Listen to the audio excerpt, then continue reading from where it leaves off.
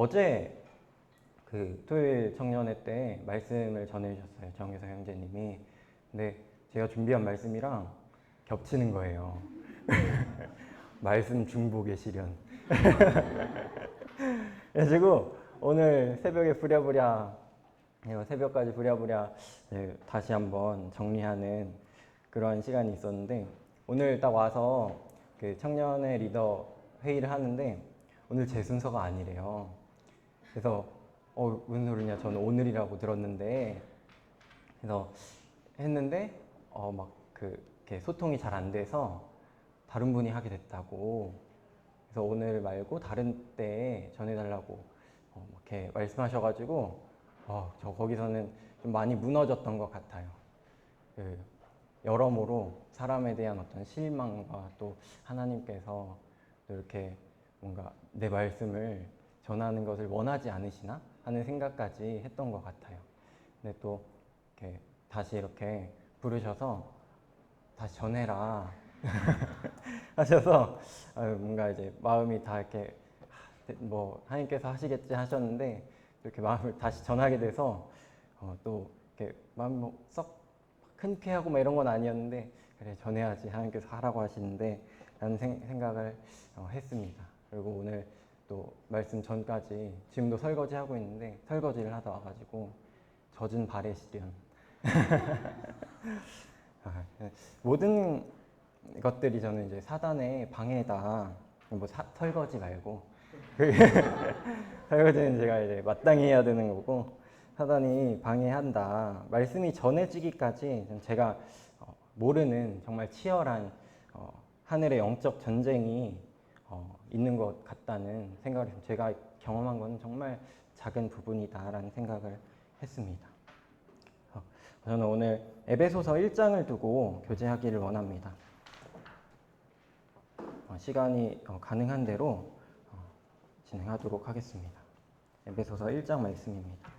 먼저 우리에게 에베소서, 로마서, 사도행전 이렇게 점으로 찍혀 있는 말씀들을 이을 수 있으면 좋을 것 같습니다. 먼저 우리가 아시다시피 에베소서는 바울이 로마의 감옥에서 쓴 옥중 서신입니다. 바울이 드디어 로마에 도착했어요. 2차 전도 여행 중에 고린도 교회에서 로마를 쓴 것을 기억하시는지 모르겠어요. 로마서 1장 10절에 하나님의 뜻 안에서 너희에게로 나아갈 좋은 길 얻기를 구하노라. 13절에 내가 너희에게, 그러니까 로마로 가고자 한 것을 너희가 모르기를 원하지 아니한다 라고 했던 바울이 이제 로마의 감옥에서 자신이 섬기던 교회에 편지를 쓰고 있는 장면입니다. 이 장면을 떠올리면은 많은 것들이 생각이 납니다. 성령님의 인도하심과 바울의 복음에 대한 책임감, 그리고 에베소 교회를 사랑하고 그리워하는 마음을 생각하면 마음에 감동이 됩니다. 에베소서는 다른 바울 서신서와의 차이점이 있는데, 그 중에 하나는 특정한 문제를 다루지 않는다는 사실입니다. 지난번에 교제한 로마서 같은 경우에는 유대인과 이방인이 하나가 되지 못하는 상황에서 드러나는 불신앙과 정욕, 또 판단하는 문제 같은 특정한 문제들을 다루고 있고, 고린도서에는 분쟁의 문제, 갈라디아서는 거짓 형제와 이단, 그리고 구원에 대한 오해에 대해서 다루고 있고, 데살로니가서는 재림에 대한 오해를 두고 가르치는 모습이 보여집니다. 하지만 에베소서는 특정한 문제를 가지고 교제하기보다 조금 더 일반적이고 고차원적인 내용을 다룬다고 여겨집니다.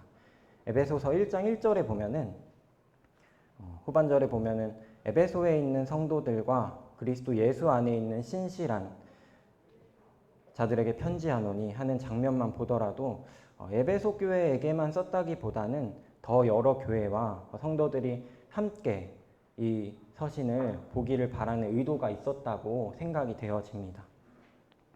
바울에게 있어서 에베소 교회는 좀 특별했던 것 같습니다. 일단 모든 교회 중에 가장 오래 섬긴 교회가 에베소 교회였습니다.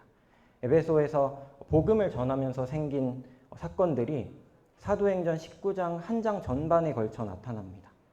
요한의 침례만 깨닫고 있던 에베소 제자들에게 성령의 침례를 가르치고 예수 그리스도를 가르치고 침례를 또 베풀고 사도행전에서 나타난 바울의 사역 중 거의 유일하게 예수님과 같은 모양으로 이적을 행하기도 합니다.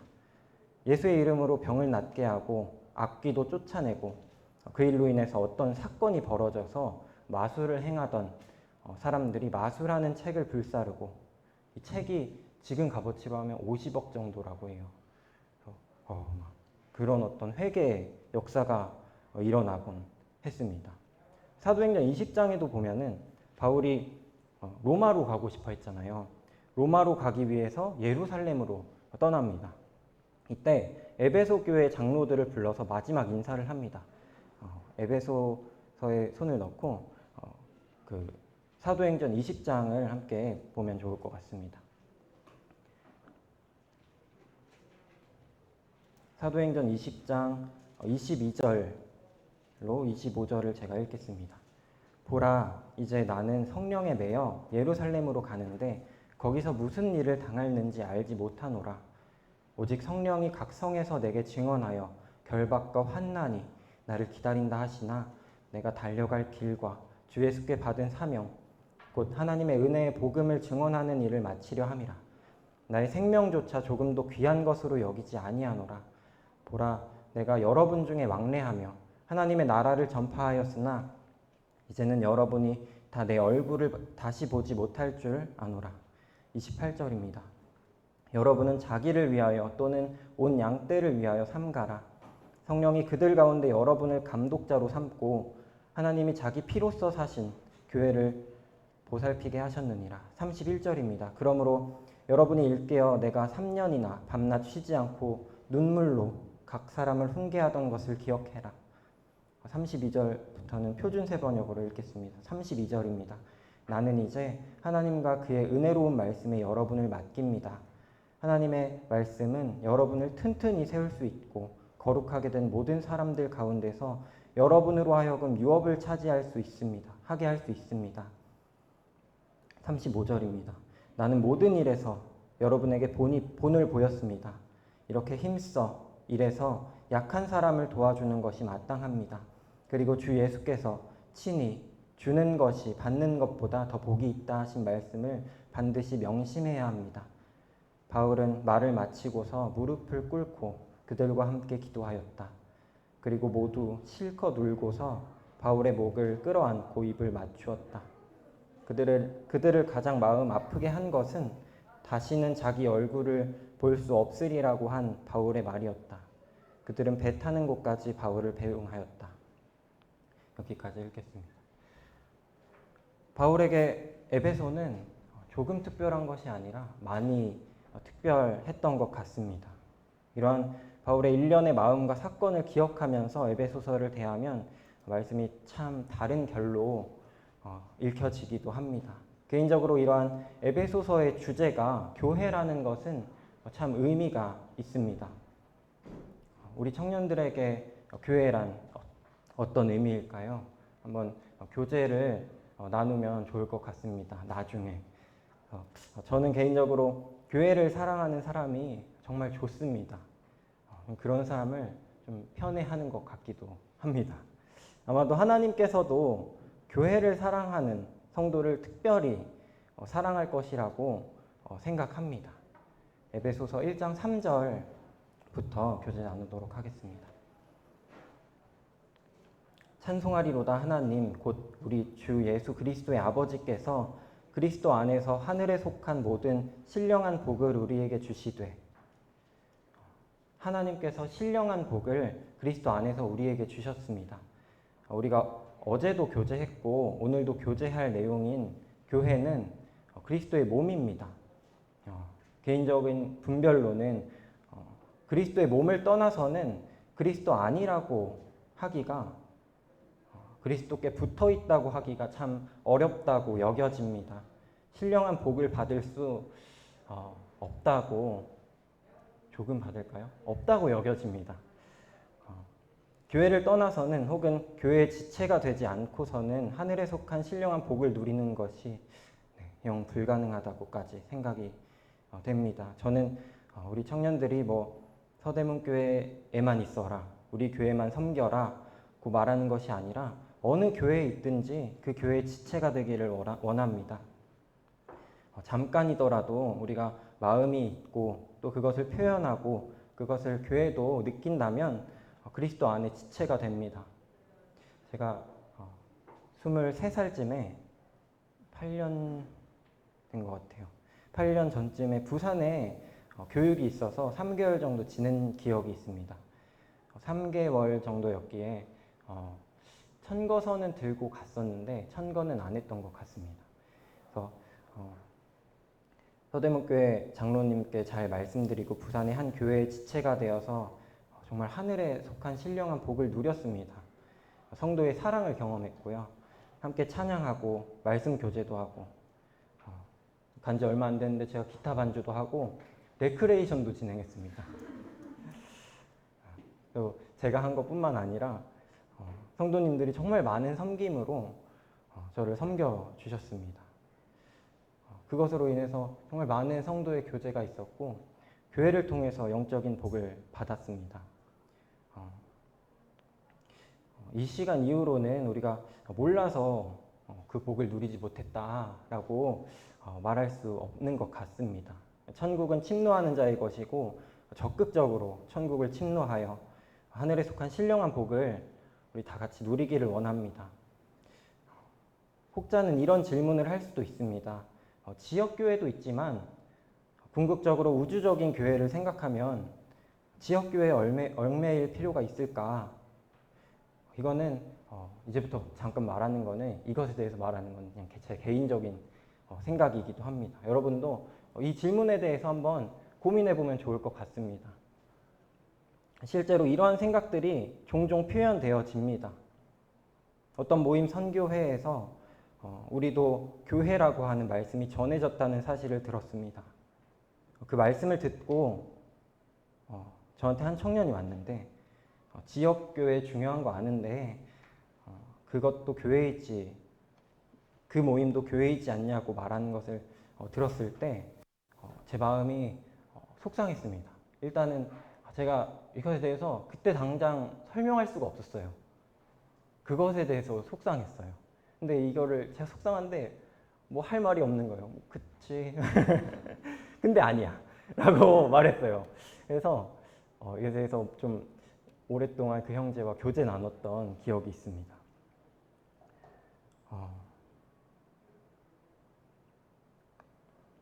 어떤 분명한 대답을 해주기가 당시에는 어려웠습니다. 두세 사람이 내 이름으로 모인 곳에는 나도 그들 중에 있느니라. 이 말씀을 두고 성도 3명이 모이면 이곳이 교회라고 말합니다. 개인적으로 완전히 틀린 말은 아닌데 썩 맞는 말도 아닐 수 있겠다고 생각되어집니다. 조심해야겠다고 생각을 했습니다. 어제 말씀에 청년회가 교회라고 말하셨습니다. 전적으로 동의를 합니다. 서대문 청년회는 서대문 교회입니다. 청년들이 청년회를 통해서 일하고 배우고 하나 되기를 원합니다. 지역교회는 우주적인 교회의 모형입니다. 지금 하나님께서는 지역교회가 세워지고 지역교회를 통해 일하시기를 원하고 지역교회를 통해 복음이 전파되고 성도가 양육되어지고 지역교회를 통해 찬양받기를 원하신다고 확신합니다. 지역교회를 대체하려고 하거나 지역교회의 정체성을 무너뜨리려는 모든 시도가 무너지기를 원합니다. 여러분도 한번 말씀이니까 그게 맞지 이렇게 하는 것이 아니라 한번 분별해 보시기를 바랍니다. 4절 곧 창세 전에 그리스도 안에서 우리를 택하사 하나님께서 창세 전에 그리스도 안에서 우리를 택하셨습니다. 사실 이 말씀은 난해 구절이기도 한데요. 하나님께서 한 사람 한 사람을 택하신 것도 물론 사실이라고 생각됩니다. 하지만 여기서 말씀하시는 것이 교회 그 자체를 말씀하실 수도 있겠다고 생각했습니다. 예를 들어서 정부가 마포구에 있는 숙문고등학교를 택해서 자사고로 만들었다. 뭐 이런 느낌인 거예요. 그래서 저는 지금 자사고 출신입니다. 제 졸업을 제가 다닐 때는 일반고였는데 지금 자사고가 돼서 저는 자사고 출신. 정부가 저를 택해서 자사고 출신으로 만들려고 한 거는 아니다. 물론 하나님은 개개인의 사람을 택하신 것이기도 하지만 개인적으로는 교회를 택하셨다고 분별되어집니다. 모든 사람을 사랑하시고 모든 사람이 구원에 이르시기 원하시는 것도 사실이지만 지금 우리를 향한 하나님의 목적이 개인에 있지 않고 교회를 향해 있다는 사실에 집중하고 싶습니다. 4절 나머지 부분과 6절까지 읽겠습니다. 우리로 사랑 안에서 그 앞에 거룩하고 흠이 없게 하시려고 그 기쁘신 뜻대로 우리를 예정하사 예수 그리스도로 말미암아 자기의 아들들이 되게 하셨으니 이는 그가 사랑하시는 자 안에서 우리에게 거저 주시는 바 그의 은혜의 영광을 찬송하게 하려는 것이라. 갈라디아서 2장 20절 말씀 잠깐 참고하겠습니다. 그런즉 이제는 내가 사는 것이 아니요 오직 내 안에 그리스도께서 사시는 것이라. 하나님의 아들을 믿는 믿음 안에서 사는 것입니다. 하나님께서는 우리 안에 계시는 예수 그리스도를 보십니다. 그래서 아들, 딸들이 아니라 아들들이 되게 하셨다고 하십니다. 그래서 우리가 아들의 명분을 얻었고 아들임으로 아들의 영을 우리에게 보내셔서 우리로 아빠, 아버지라 부를 수 있게 되었습니다. 이 거저 주신 은혜를 기억하며 하나님을 찬양하기 원합니다. 이렇게 교회의 모든 성도는 형제가 됩니다. 교회가 가족이 된다는 것은 또 에베소서 5장 후반절에 아내와 남편 그리고 6장에 나오는 가정의 모습을 보면은 굉장히 중요한 문제인 것 같습니다. 모든 성도는 형제가 됩니다. 가족이 되었다는 그 사실과 하나님의 자녀라는 신분으로 인해서 우리는 실제적으로 거룩하여지고 또 흠이 없게 되어집니다. 우리가 형제 관계, 자매 관계, 남매 관계라는 사실은 우리를 더욱 사랑하게 만들죠. 네. 영화 기생충에 제가 이 말씀 준비하면서 영화 기생충에 나온 대사 중에 그래도 사모님 사랑하시죠? 이 대사가 생각이 났어요. 저는 저희 형을 사랑하는데 아무튼 육신의 관계에서는 그렇지 않을지라도 그래도 원근이 사랑하시죠? 그래도 동원이 사랑하시죠? 육신의 관계에서는 그렇지 않을지라도 우리의 영이 가족이라는 사실은 분명히 서로를 사랑하게 만듭니다. 또 우리가 남매라는 사실은 우리를 성적으로 더욱 온전하게 하고 깨끗하게 만듭니다. 디모데전서 5장 2절 말씀에 젊은 여자에게는 온전히 깨끗함으로 자매에게 하듯 하라. 이 말씀은 우리에게 청년 형제 자매를 어떻게 대해야 하는지 가이드라인이 되어줍니다. 교회는 거룩해야 합니다. 교회는 그리스도의 몸이기 때문에 흠이 없어야 합니다. 교회는 그리스도의 신부이기 때문에 온전해야 합니다. 성도는 넘어질지라도 교회는 온전해야 합니다. 교회가 성도를 징계해야 하는 이유이기도 한 것 같습니다. 7절로 9절까지 읽도록 하겠습니다. 그의 피로 말미암아 속량 곧 죄사함을 받았느니라. 이는 그가 모든 지혜와 총명을 우리에게 넘치게 하사 그 뜻의 비밀을 우리에게 알리신 것이요 그의 기뻐하심을 따라 그리스도 안에서 때가 찬 경륜을 위하여 예정하신 것이니 죄로부터의 완전한 구원은 하나님께서 우리에게 모든 지혜와 총명을 넘치게 하실 수 있습니다. 그리고 그 지혜와 총명을 주신 이유가 어떤 비밀을 알리려는 것이라고 합니다. 그 비밀이 바로 교회입니다. 어제 청년의 본문 말씀 에베소서 3장 9절로 10절을 보면은 영원부터 만물을 창조하신 하나님 속에 감추어졌던 비밀의 경륜이 어떠한 것을 드러내게 하려 하심이라. 이는 이제 교회로 말미암아 하늘에 있는 통치자들과 권세들에게 하나님의 각종 지혜를 알게 하려 하심이니. 교회가 바로 영원 전부터 하나님 속에 감추어져 있던 비밀입니다. 하나님의 각종 지혜가 교회로부터 나타날 것입니다. 10절 읽겠습니다. 하늘에 있는 것이나 땅에 있는 것이 다 그리스도 안에서 통일되게 하려 하심이라. 하나님은 하나 되는 것을 정말 좋아하십니다. 성부, 성자, 성령 하나님이 하나 되신 것처럼 우리도 하나 되기를 원하십니다. 아담과 하와는 선악과를 먹기 전까지 하나였습니다. 아마도 삼위일체 하나님과 비슷한 생각을 하고 하나님과 같은 생각을 하고 또 같은 비슷한 교제를 했으리라 여겨집니다. 선악과를 먹고 나서 아담이 여자에게 하와라는 이름을 붙여줍니다. 그 전까지는 그 둘의 이름이 다르지 않았습니다. 둘은 한 몸에서 났지만 이제 완전히 분리가 되었습니다. 서로를 탓할 수 있게 되었고 또 무시할 수 있게 되었고 다투기도 할 수 있습니다. 교회는 그리스도 안에서 통일이 되는 것입니다. 방금 말씀드린 그 일의 역순입니다. 완전히 다른 부모, 다른 몸, 다른 성향, 다른 관심사, 다른 경험을 한 사람들이 그리스도 안에서 교회가 되어 하나가 되어집니다. 한 몸은 서로를 탓하기가 영 어렵습니다. 사실 그 말 자체가 성립이 되지 않는 것 같습니다. 함께 내 몸이 아닌 것들을 분별하고 대적해야 합니다.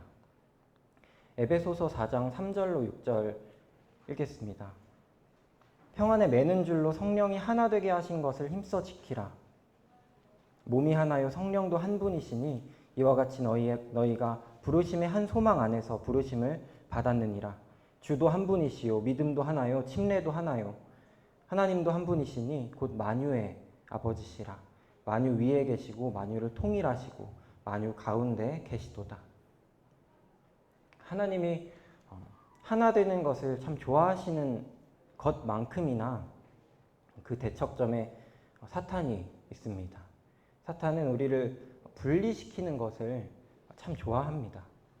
하나 되게 하신 것을 힘써 지키라고 하셨는데 우리는 그 영적인 전쟁의 대상입니다.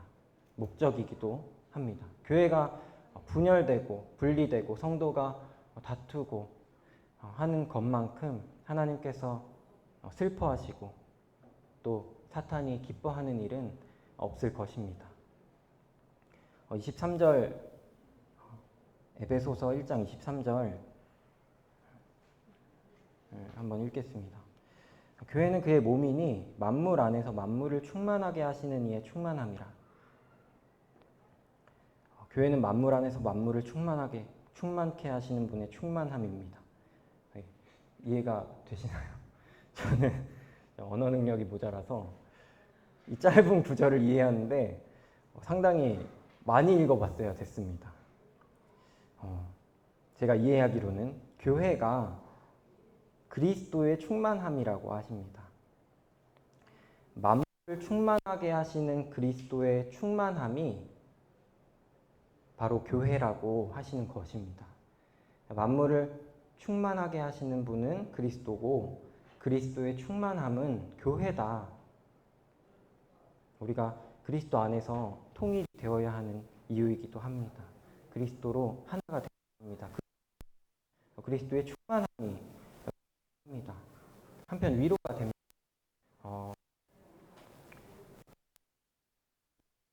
보면은 하나님이 우리를 작품이라고 하시거든요. 근데 나를 작품이라고 하기에는 너무 좀 실수 좀 하셨다 는 생각이 드는 거예요. 아무리 생각해도 너무 연약하고 악하고 근데 한편으로 교회가 작품이라고 하나님께서 말씀하신다면은 좀 위로가 된다는 생각을 합니다. 나는 연약하고 불안합니다. 하지만 교회는 완전합니다. 아까 말씀드린 지역교회도 어쩌면 불안할 수도 있겠습니다. 하지만 우주적인 그 교회는 완전합니다.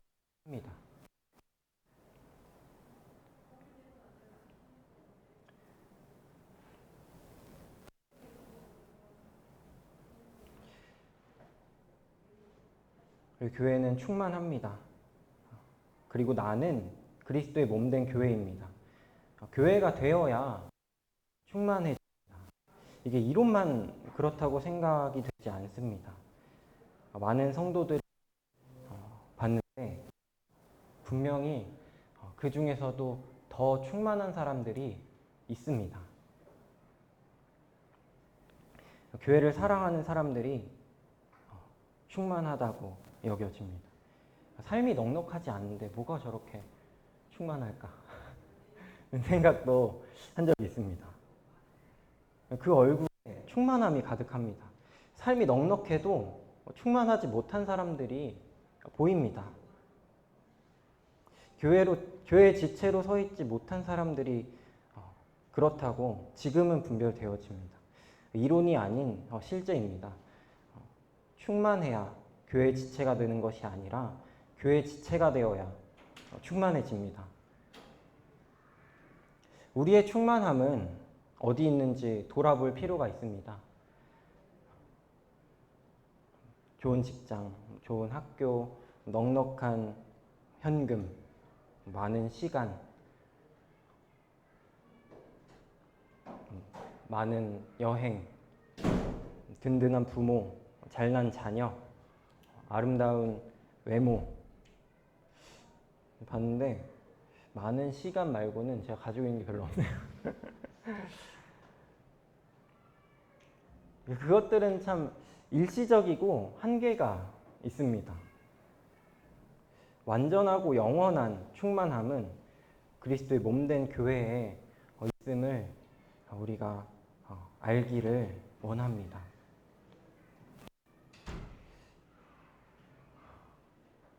11절로 12절 읽겠습니다.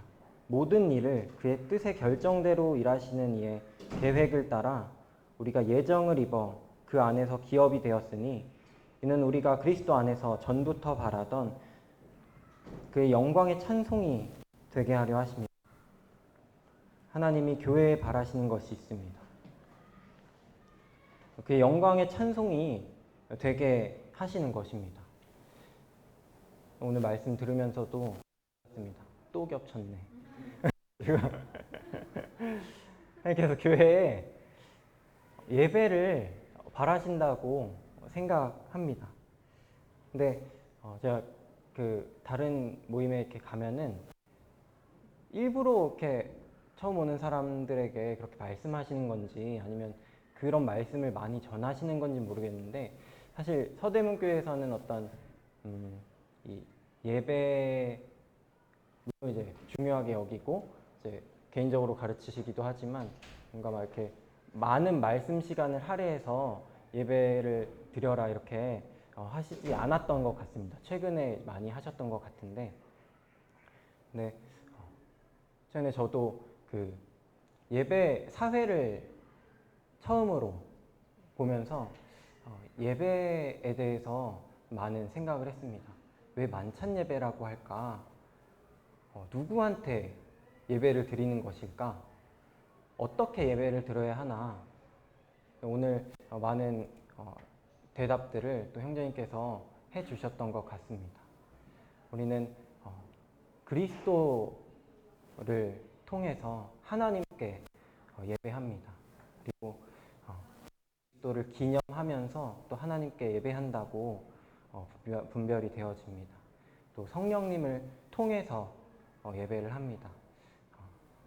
요한복음 5장 말씀 한번 찾아보겠습니다.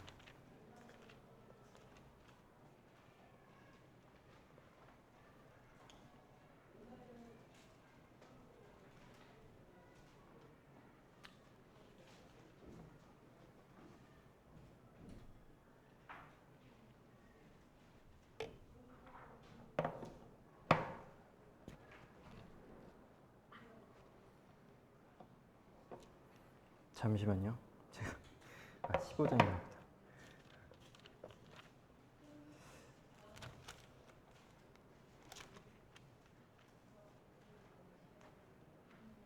죄송합니다.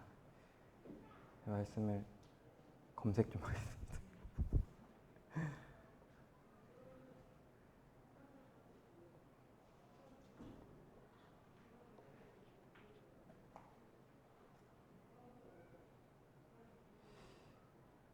아, 4장입니다. 요한복음 4장입니다.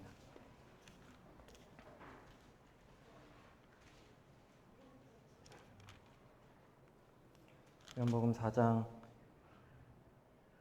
21절로 24절입니다. 예수께서 이르시되 여자여 내 말을 믿으라. 이 산에서도 말고 예루살렘에서도 말고 너희가 아버지께 예배할 때가 이르리라. 너희는 알지 못하는 것을 예배하고 우리는 아는 것을 예배하노니 이는 구원이 유대인에게서 남이라. 아버지께 참되게 예배하는 자들은 영과 진리로 예배할 때가 오나니 곧 이때라. 아버지께서는 자기에게 이렇게 예배하는 자들을 찾으시느니라. 하나님은 영이시니 예배하는 자가 영과 진리로 예배할지니라.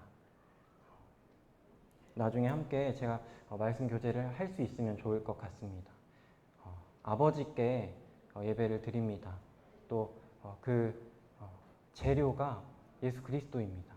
또 하나님은 그것만 또 받으시는 것 같습니다. 그리고 하나님은 영이시니 영과 진리로 예배한다고 하셨습니다. 성령을 통해서 예배를 드립니다. 우리가 고민을 많이 해보셨으면 좋겠습니다. 예배가 뭔지 우리가 이렇게 아까 형님께서 이렇게 뭐라 그랬죠? 이 호로록이라고 하셨나요? 그 표현이 너무 재밌었는데 떡과 잔을 이렇게 그것만 하러 오는 사람들이 너무 많다. 가르쳐야 한다라고 하셨는데 우리가 그런 성도가 되지 않기를 원합니다. 교회로서 마땅히 예배를 드리고 마땅히 예배가 무엇인지 묵상하고 또 예배를 준비하는 우리 청년들이 되기를 원합니다. 우리가 교회가 되어서 이러한 것들을 함께 고민하고 또 하나가 되는 그러한 청년들이 되었으면 좋겠습니다. 기도하신 후에 교제 시간 가지도록 하겠습니다. 교회는 그의 몸이니 만물 안에서 만물을 충만하게 하시는 일, 충만함이니라. 아버지 하나님 감사드립니다. 하나님께서 영원 전부터 우리를 택하셨습니다. 우리 각자를 택하셨고 또 교회를 택하셨습니다. 우리가 그 놀라운 경륜에 참여하는 것이 기적입니다. 우리가 이 자리에서 말씀을 듣고 또 주님을 찬양하고 주님을 예배하는 이 시간이 영원 전부터 계획되었다는 사실이 너무 놀랍습니다. 우리가 이 시간을 경히 여기지 않고 기쁘게 또 두려움으로 준비하기를 원합니다. 또 교회가 하나가 되어서 아버지께 참되게 예배하고 또 우리가 영적으로 성장할 수 있는 그러한 청년들이 되기를 원합니다. 우리 예수 그리스도의 이름으로 기도드렸습니다.